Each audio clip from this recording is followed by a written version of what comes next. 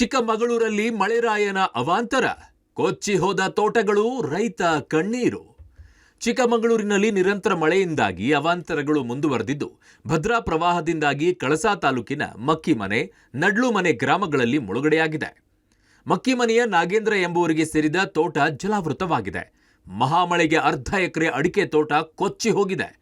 ನಡ್ಲುಮನೆಯ ವರ್ಧಮಾನಯ್ಯ ಎನ್ನುವವರ 3 ಎಕರೆ ನಾಟಿ ಮಾಡಿದ ಭತ್ತದ ಗದ್ದೆ ಜಲಾವೃತವಾಗಿದೆ. ಕಾಫಿನಾಡಿನ ಮಲೆನಾಡು ಭಾಗದಲ್ಲಿ ಸುರಿಯುತ್ತಿರುವಂತಹ ಧಾರಾಕಾರ ಮಳೆಯಿಂದಾಗಿ ಈಗಾಗಲೇ ಜನಜೀವನ ಸಂಪೂರ್ಣ ಅಸ್ತವ್ಯಸ್ತಗೊಂಡಿದೆ.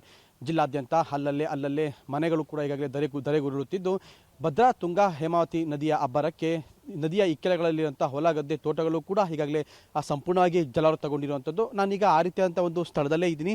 ನೋಡ್ಬೋದು, ಇದು ಚಿಕ್ಕಮಗಳೂರು ಜಿಲ್ಲೆ ಕಳಸಾ ತಾಲೂಕಿನ ಮಾಗುಂಡಿ ಸಮೀಪ ಬರುವಂಥ ಅಂದರೆ ಮಾಗುಂಡಿ ಗ್ರಾಮದಲ್ಲಿನ ದುಸ್ಥಿತಿ. ಅಂದರೆ ಏನು ಈ ತೋಟದ ಮಾಲೀಕರು ಜೆಸ್ಸಿ ಅನ್ನೋರಿದ್ದಾರೆ, ಅವರು ಕಳೆದ 10 ವರ್ಷಗಳಿಂದಲೂ ಕೂಡ ಈ ಒಂದು ತೋಟವನ್ನು ನಿರ್ವಹಣೆ ಮಾಡ್ತಾ ಇರುವಂಥದ್ದು ಮತ್ತು ಈ ತೋಟದಲ್ಲಿ ಬದುಕನ್ನು ಕಟ್ಕೊಂಡಿರುವಂಥದ್ದು. ಆದರೆ ಕಳೆದ ಒಂದು 5-6 ದಿನಗಳಿಂದಲೂ ಕೂಡ ಆ ಕಾಫಿನಾಡಿನ ಮಲೆನಾಡು ಭಾಗದಲ್ಲಿ ಸುರಿತಿರುವಂಥ ಧಾರಾಕಾರ ಮಳೆಯಿಂದಾಗಿ ತುಂಗಾ, ಭದ್ರಾ, ಹೇಮಾವತಿ ನದಿಗಳು ಕೂಡ ಅಪಾಯದ ಮಟ್ಟ ಮೀರಿ ಹರಿತಾ ಇರುವಂಥದ್ದು. ಈ ಮಾರ್ಗದಲ್ಲಿ ಹರಿಯುವಂಥ ಭದ್ರಾ ನದಿಯ ನೀರು ಇದೀಗ ಭದ್ರಾ ನದಿಯ ಇಕ್ಕೆಲಗಳಲ್ಲಿರುವಂಥ ಹೊಲ ಗದ್ದೆ ತೋಟಗಳಿಗೂ ಕೂಡ ಸಂಪೂರ್ಣವಾಗಿ ನುಗ್ಗಿರೋದ್ರಿಂದ ಈಗಾಗಲೇ ತೋಟದಲ್ಲಿ ಸುಮಾರು 3-4 ಅಡಿ ಎತ್ತರಕ್ಕೆ ನೀರು ಸಹ ನಿಂತಿರುವಂಥದ್ದು. ಹಾಗಾಗಿ ತೋಟದ ಮಾಲೀಕರು ಕೂಡ ಕಂಗಾಲಾಗಿರುವಂಥದ್ದು. ಇನ್ನೊಂದೆಡೆ ಭಾರೀ ಮಳೆಯಿಂದಾಗಿ ಭೂಕುಸಿತವೂ ಉಂಟಾಗಿದೆ. ಕಲ್ಲಾನಿಯ ಭಾಸ್ಕರ್ ಪೂಜಾರಿ ಎಂಬುವರ ಮನೆ ಕೆಳಭಾಗದಲ್ಲಿ ಧರೆ ಕುಸಿತ ಆರಂಭವಾಗಿದೆ. ಇದರಿಂದಾಗಿ ಮನೆಯವರಲ್ಲಿ ಆತಂಕ ಉಂಟಾಗಿದೆ. ತಕ್ಷಣವೇ ಸ್ಪಂದಿಸುವಂತೆ ಜಿಲ್ಲಾಡಳಿತಕ್ಕೆ ಮನವಿ ಮಾಡಿಕೊಂಡಿದ್ದಾರೆ. ಪ್ರಪಾತಕ್ಕೆ ಉರುಳಿ ಬಿದ್ದ ಲಾರಿ, ಚಾಲಕ ಪವಾಡ ಸದೃಶ್ಯ ಪಾರು. ಕಾಫಿನಾಡು ಚಿಕ್ಕಮಗಳೂರಿನ ಶೃಂಗೇರಿ ನೆಮ್ಮಾರು ಬಳಿ ರಸ್ತೆ ಕುಸಿದು 50 ಅಡಿ ಪ್ರಪಾತಕ್ಕೆ ಲಾರಿ ಉರುಳಿ ಬಿದ್ದಿದೆ. ಪ್ರಪಾತಕ್ಕೆ ಲಾರಿ ಉರುಳಿ ಬಿದ್ದರೂ ಚಾಲಕ ಪವಾಡ ಸದೃಶ್ಯ ಪಾರಾಗಿದ್ದಾನೆ.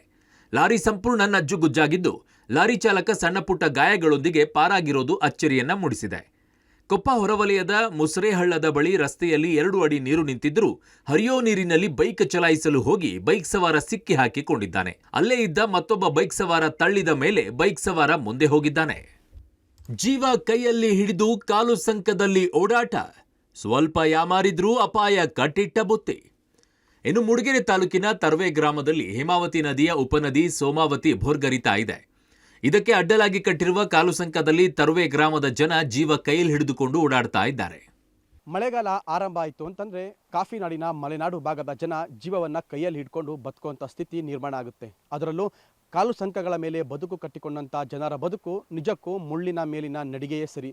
ಯಾಕೆಂತಂದರೆ ಬೇಜವಾಬ್ದಾರಿಯುತ ಸರ್ಕಾರಗಳ ನೆರಳಿನಡಿ ಸಾಕಷ್ಟು ಜನ ಕಾಲು ಸಂಕದಲ್ಲಿ ಬದುಕು ಕಟ್ಕೊಂಡಿರುವಂಥ ಗ್ರಾಮಗಳು ಕಾಫಿನಾಡಿನ ಮಲೆನಾಡು ಭಾಗದಲ್ಲಿ ಸಾಕಷ್ಟು ಇರುವಂಥದ್ದು. ನಾನೀಗ ಇರುವಂಥ ಒಂದು ಜಾಗ ಕೂಡ ಅದೇ ರೀತಿ. ನೋಡ್ಬೋದು, ಇದು ಮೂಡಿಗೆರೆ ತಾಲೂಕಿನ ಕೊಟ್ಟಿಗೆಹಾರ ಸಮೀಪದ ತರುವೆ ಗ್ರಾಮಕ್ಕೆ ಸಂಪರ್ಕ ಕಲ್ಪಿಸುವಂಥ ಈ ಒಂದು ಮಾರ್ಗ. ಆದರೆ ಇಲ್ಲಿನ ಜನಸಾಮಾನ್ಯರು ಕೂಡ ಹಲವು ವರ್ಷಗಳಿಂದ ನಮಗೊಂದು ಸೂಕ್ತವಾದಂಥ ಒಂದು ಬಂದೋಬಸ್ತ್ ಇರುವಂಥ ಒಂದು ಕಾಲು ಸಂಕವನ್ನು ಅಂದರೆ ಸೇತುವೆ ನಿರ್ಮಾಣ ಮಾಡಿಕೊಡಿ ಅಂತೇಳಿ ಮನವಿ ಮಾಡ್ತಾನೆ ಇರುವಂಥದ್ದು.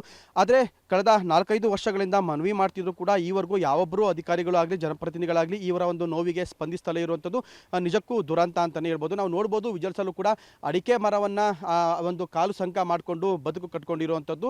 ಹಾಗಾಗಿ ಈ ಜನಸಾಮಾನ್ಯರಿಗೆ ಏನು ಪ್ರತಿ ಮಳೆಗಾಲದಲ್ಲೂ ಕೂಡ ಈ ಒಂದು ಕಾಲು ಸಂಕ ಏನಾರ ಕೊಚ್ಕೊಂಡು ಹೋದರೆ ಬೇರೆ ಕಡೆ ಬರೋದಕ್ಕೆ ಯಾವುದೇ ಮಾರ್ಗ ಇಲ್ಲ. ಇದ್ರೂ ಕೂಡ ಅದು ಕಾಫಿ ತೋಟ ಮತ್ತು ಗದ್ದೆಗಳ ಒಳಗಿಂದ ಬರುವಂಥ ಸ್ಥಿತಿ ಇವತ್ತಿಗೂ ಕೂಡ ಜೀವಂತವಾಗಿರುವಂಥದ್ದು.